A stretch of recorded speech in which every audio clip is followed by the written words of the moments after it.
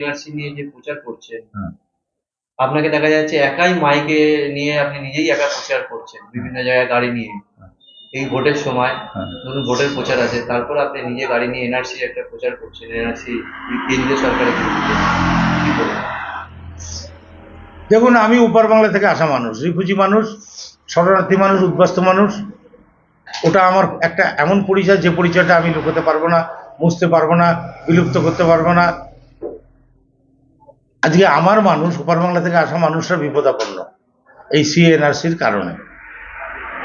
তো সেই মানুষগুলোকে সচেতন করা দরকার যে দরজায় এমন একটা দানবিক শক্তি, আসরিক শক্তি, অমানবিক শক্তি এসে দরজার সামনে দাঁড়িয়ে পড়েছে।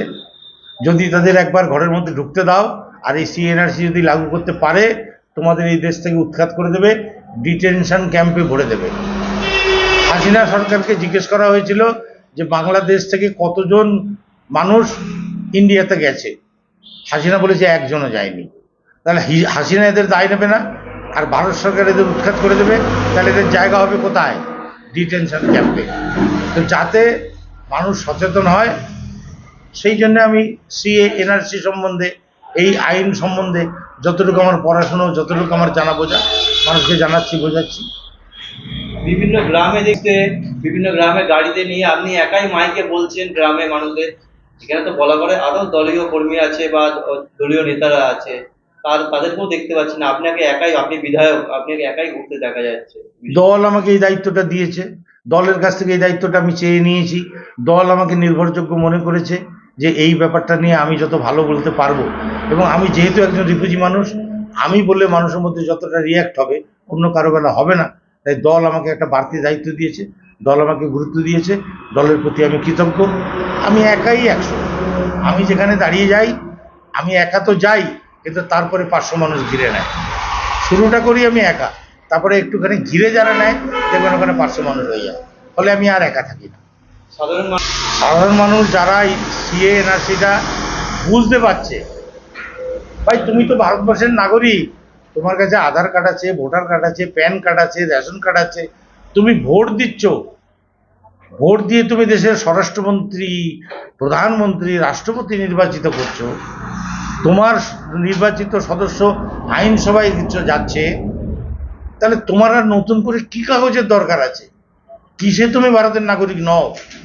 এখন তুমি যদি একটা আতঙ্ক, ভূত আছে, ভূত আছে, ভূত আছে, তাহলে ওঝা তো চলে আসবে মাদুরি বেচতে, এই মাদুরিটা নিয়ে নে, তাহলে আর ভূত তোকে ধরবে না।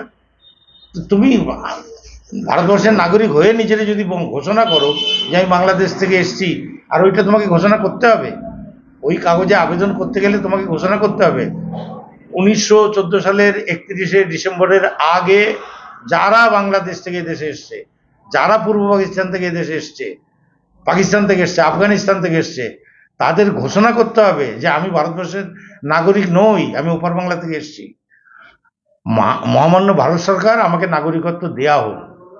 যে মুহূর্তেই আবেদন করবে সেই মুহূর্ত থেকে তার আধার কার্ড, ভোটার কার্ড সব বাতিল হয়ে যাবে, রেশন কার্ড সব বাতিল হয়ে যাবে। এবারে তাকে আমরা সেই জিনিসটাই বোঝাচ্ছি যে আবেদন করো না, আর যারা তোমাকে এই ফাঁদে ফেলতে চাইছে তাদের চেনো, তাদের থেকে দূরে থাকো। বিভিন্ন জায়গায় দেখা যাচ্ছে মতুয়ারা এখন সংখ্যায় কত কমে গেছে, আগে কত ছিল, এখন অর্ধেক অর্ধেক হয়ে গেছে, 50-50। আমরা 50টাকে 51 করার, 52 করার, 55 করার চেষ্টায় রয়েছে। মতুয়া মানুষরাও বুঝতে পারছে। ওই যে জগন্নাথ সরকার আসামে বাঁদর সেজে ঘুরেছিল বিজেপির প্রচারে, আত্মহত্যা করতে হয়েছে তাকে পরে এই এনআরসির গুতোয়। সবে তো এখানে আত্মহত্যা শুরু হয়েছে, সোনারপুরে একজন, আসামে 72 জন আত্মহত্যা করেছিল। তা আত্মহত্যা করতে হবে না বন্ধু, আমরা তোমাদের পাশে আছি, সাথে আছি, আমরা লড়বো, তোমরা আমাদের সঙ্গে থাকো, আমরা তোমাদের সঙ্গে থেকে লড়বো লড়াইটা। আর তুমি যদি ওদের ফাঁদে পা দাও, নিজেই নিজেকে বেনাগরিক ঘোষণা করে দাও, তাহলে আর তোমাকে বাঁচাবার ক্ষমতা কার নেই।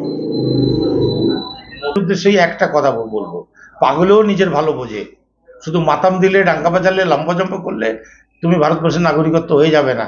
ভারতবর্ষের নাগরিক তুমি আছো, তোমার ওই কাগজে লেখার পরেই তুমি কিন্তু বেনাগরিক হয়ে যাবে। কাজেই লম্বাজম্ব করে ওই কাগজটায় সইটা করো না, এটাই বলা।